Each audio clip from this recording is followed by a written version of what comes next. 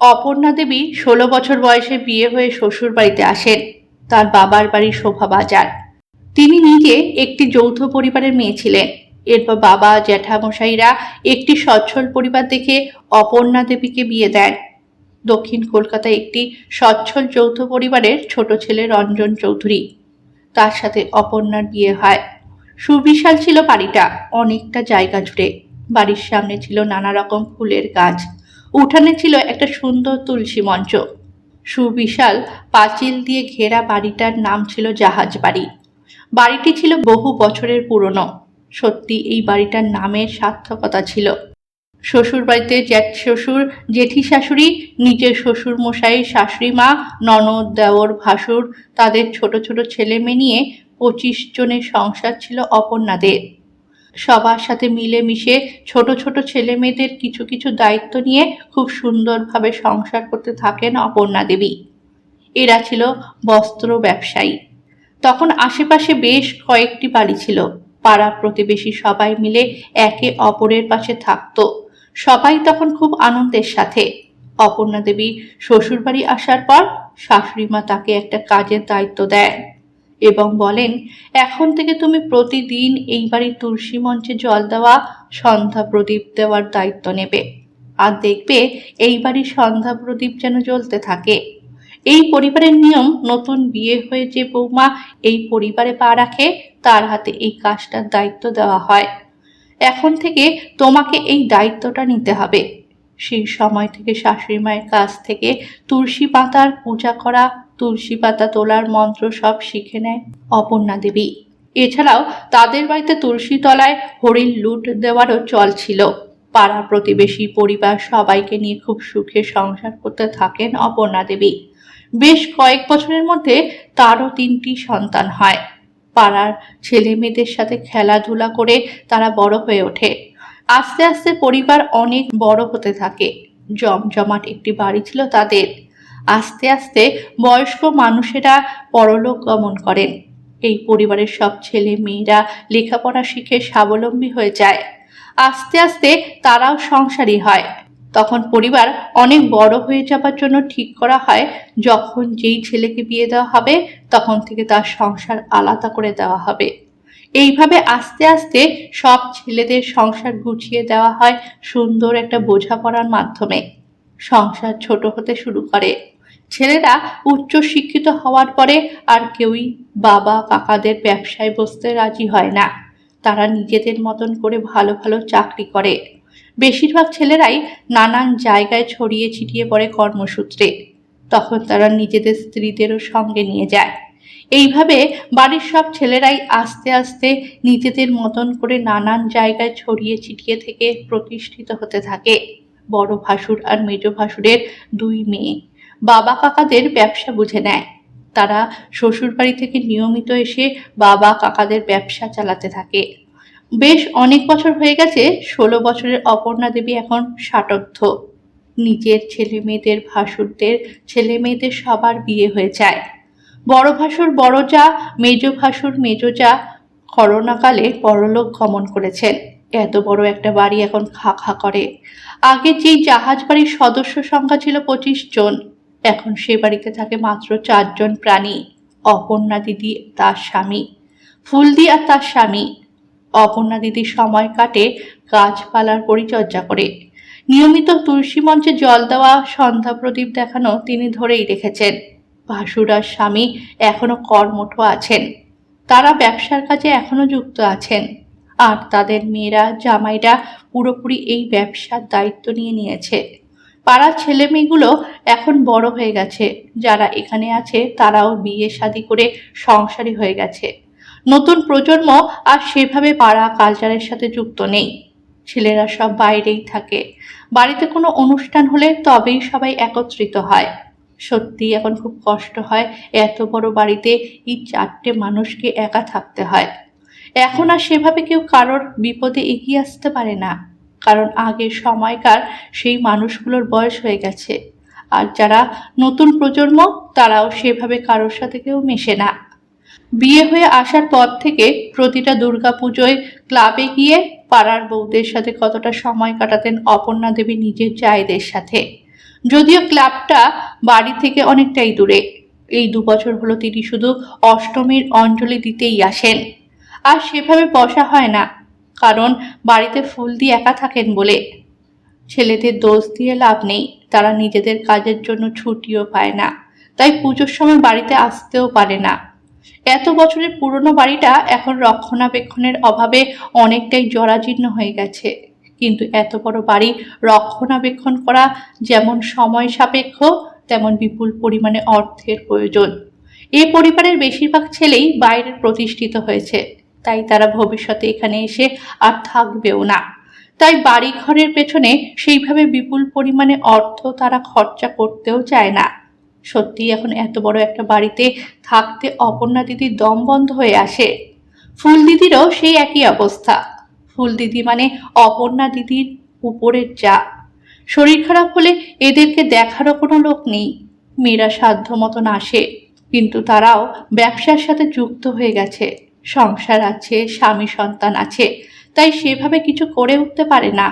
তাই সব ভাইয়েরা ফোনের মাধ্যমে যোগাযোগ করে একটা প্রস্তাব রাখে যাতে এই বাড়ির একটা ব্যবস্থা করা যায়, কারণ বাড়িটার ভগ্নপ্রায় দশা হয়ে এসেছে। এদের জেঠতুতো খুড়তুতো ভাইদের সাথে ফোনের মাধ্যমে খুব ভালো যোগাযোগ আছে। একদিন ফুল দিদির ছেলে অমল আর অপর্ণা দিদির ছেলে অয়ন আর দুই দাদার সাথে ফোনের মাধ্যমে যোগাযোগ করে একটা প্রস্তাব রাখে। এরপর অপর্ণা দিদির ছেলে তার অন্যান্য ভাইদের সাথে আলোচনা করে 7 দিনের ছুটি নিয়ে বাড়িতে আসে মার আর ফুল জেঠিমার সাথে বাড়ির ব্যাপারে কথা বলতে। 1 বছর পর ছেলে বাড়িতে আসছে, অপর্ণা দিদির আনন্দ আর ধরে না। ছেলের পছন্দসই রান্নাগুলো করে রাখেন তিনি। এরপর বিকেল বেলায় অয়ন তার মার কাছে একটা প্রস্তাব রাখে, তার সব ভাই বোনেদের কাছ থেকে অনুমতি নিয়ে। সে তার মাকে একটা প্রস্তাব দেয়। প্রস্তাবটা হলো এই রকম: আমাদের এই পূর্বপুরুষের ভিটেটা অনেক পুরানো, এই বাড়িটার রক্ষণাবেক্ষণ করা এখন সময় সাপেক্ষ এবং বিপুল পরিমাণ অর্থ প্রয়োজন। এছাড়া এখানে এখন আর কেউ সেভাবে থাকতেও পারবে না, তাই এই বাড়িটা ভেঙে যদি একটা ফ্ল্যাট করা যায়, সেই উদ্দেশ্যে এইবার নয়নের এখানে আসা।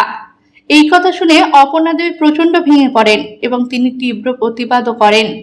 এটা তোদের পূর্বপুরুষদের ভিটে, কত স্মৃতি এখানে জড়িয়ে আছে, তাই এই বাড়ি কখনোই ভেঙে ফেলা সম্ভব নয়। তিনি এবার শান্ত কণ্ঠে বলেন, দেখ বাবা, আমি মাত্র 16 বছর বয়সে বিয়ে হয়ে এই বাড়িতে এসেছি। এখন আমার বয়স প্রায় 60 বছর। বলতে পারিস শ্বশুরবাড়িতে এসেই আমি বড় হয়েছি। কত স্মৃতি জড়িয়ে আছে এই বাড়ির প্রতিটা কোনায় কোনায়। 25-30 জন একসাথে থাকতাম আমরা। তোদের সব ভাই বোনেদের বেড়ে ওঠা এই বাড়িতে। কত সুন্দর গাছপালা আছে আমাদের বাড়িতে, উঠানে আছে কি সুন্দর একটা তুলসী মঞ্চ। আর ফ্ল্যাট বাড়িতে কি আছে বল বাবা? ছোট ছোট দুটো ঘর, নিজস্বতা বলতে কিছু থাকে না। চোখের সামনে নিজেদের এত বড় বাড়ি বেহাত হয়ে যাবে, এটা ভাবলেই তো আমার বুক ফেটে কান্না আসছে। তার থেকে ভালো না তোরা সব ভাইরা মিলে কিছু কিছু টাকা পয়সা দিয়ে বাড়িটা যদি মেরামত করে দিতে পারিস। তাছাড়া আমাদের ব্যবসায়েরও তো অনেক টাকা আছে। তোর বাবা ফুলদা কি বলে তাদের কাছ থেকেও তো জানতে হবে।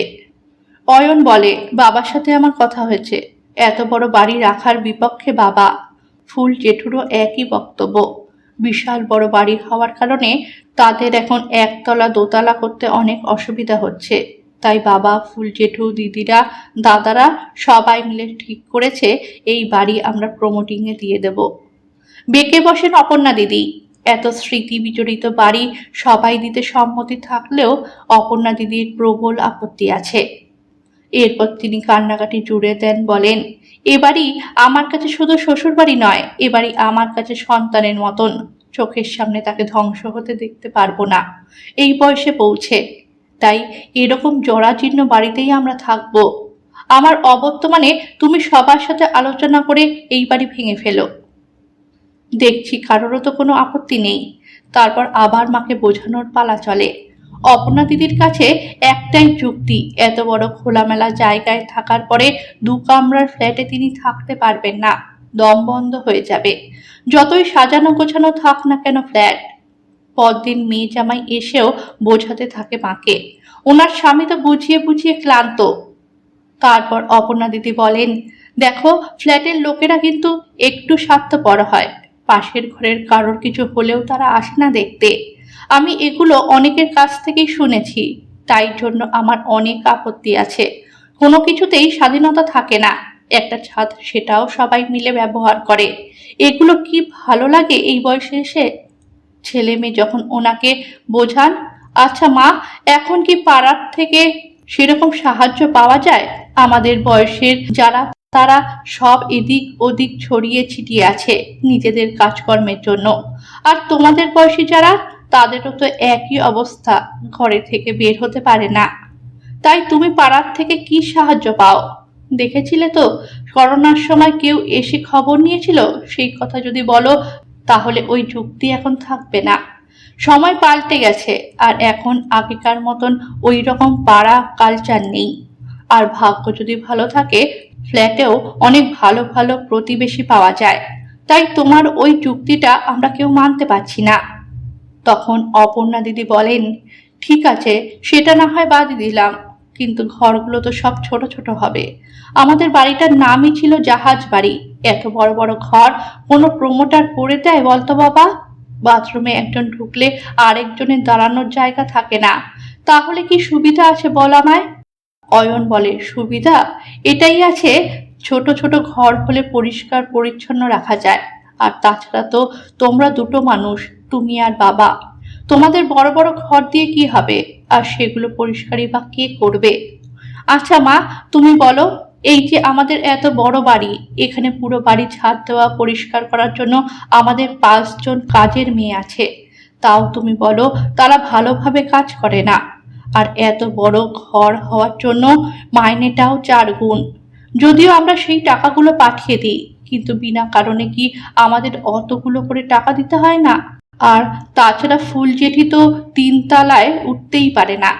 তাকে তো লাঠিতে ভর দিয়ে উঠতে হয় কতগুলো সিঁড়ি বলে।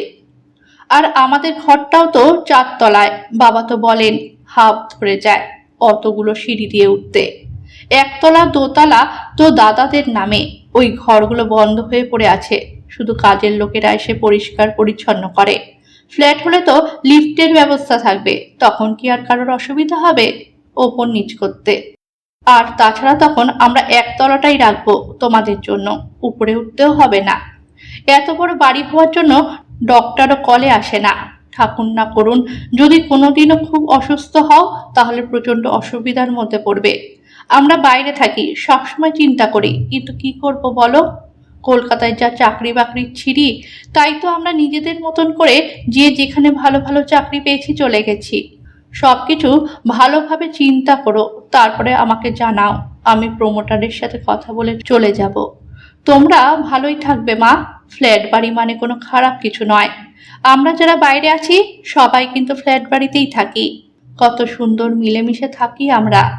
আর দেখো, প্রতিবেশীও যেমন কপাল গুণে ভালো পাওয়া যায়, অনেক খারাপ প্রতিবেশীও আছে। তেমনি ফ্ল্যাটেও ভাগ্য ভালো থাকলে ভালো প্রতিবেশী পাওয়া যাবে। এই নিয়ে ভেবে লাভ নেই। অনেক ভাবনা চিন্তা করে তিনি দেখলেন, ছেলে মেয়েদের সবার যখন মত আছে, তিনি আর অমত করতে যাবেন না। যদিও মনটা ভেঙে খান খান হয়ে গেছিল অপর্ণা দিদির, তাও তিনি ছেলের কথায় অবশেষে সম্মতি হলেন। তিনি শুধু একটাই কথাই বলেন, যেদিন প্রমোটারকে ডাকবে তার সাথে আমার কিছু কথা বলার আছে। সে যদি আমার কথা মেনে নেয় তবেই আমি রাজি হব, আর তা না হলে এই জীবনে আর তোমাদের ফ্ল্যাট করা হবে না। সবাই তো ভাবতে থাকে কি এমন কথা বলবেন তিনি। দুদিন পরে প্রমোটার বাড়িতে আসে।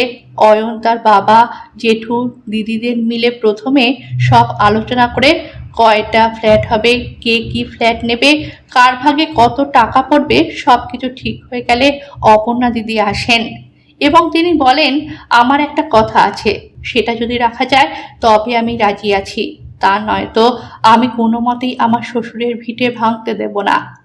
প্রমোটার তো বুঝে উঠতে পারছে না ওনার আবার কি দাবি। উনি কি আবার আলাদা একটা গ্যারেজ চাইবেন? অনেকটা জায়গা জুড়ে ছিল অপর্ণা দিদিদের বাড়ি, তাই ফ্ল্যাটটা দুটো ব্লকে করা যাবে, এ আর বি ব্লক। 8টা ফ্ল্যাট হবে।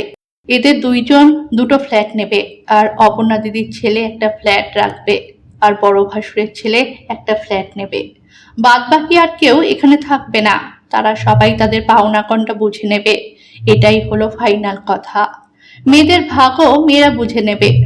এবার অপর্ণা দিদি প্রমোটারের হাত দুটো ধরে বলেন, বাবা, তোমার কাছে আমার একটাই আবদার, তুমি এই ফ্ল্যাটের নিচে কিছু ফুল গাছ আর একটা সুন্দর তুলসী মঞ্চ আমাকে কিন্তু বানিয়ে দেবে।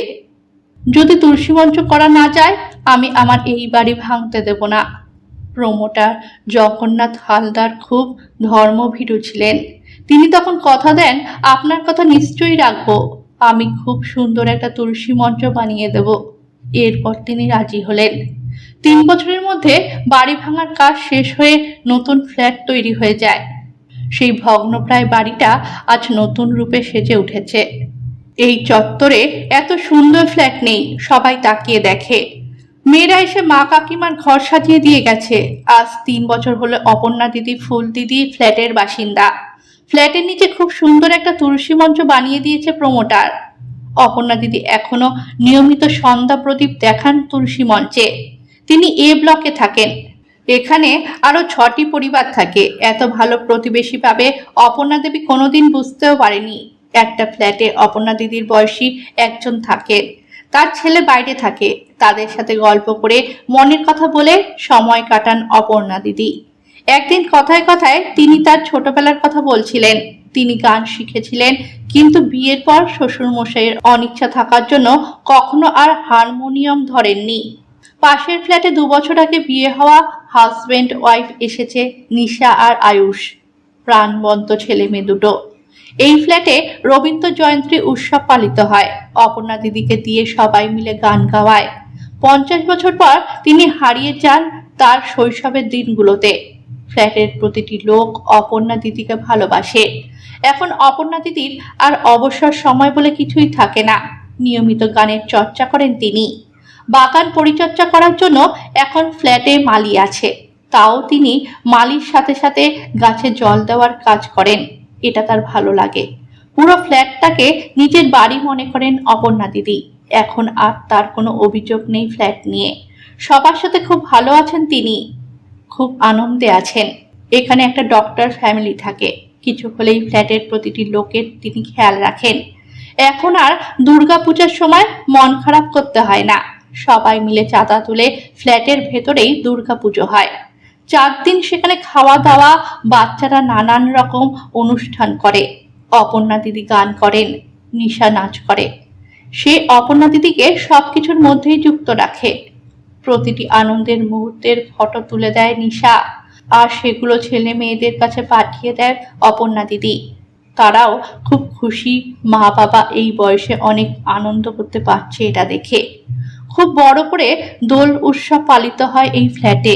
সেদিনকেও অপর্ণা দিদিকে বাইরে বের করে আনে নিশা, রং দিয়ে ভূত সাজায় তাকে। ফুল দিদি আবার এত সব করতে পারে না, তার পায়ের সমস্যার জন্য। অপর্ণা দিদি এইসব উৎসব পালন করার সাথে সাথে ফিরে যান পুরো শৈশবে। সবকিছু হয় এদের ফ্ল্যাটে। সরস্বতী পুজো, দুর্গা পুজো, বসন্ত উৎসব।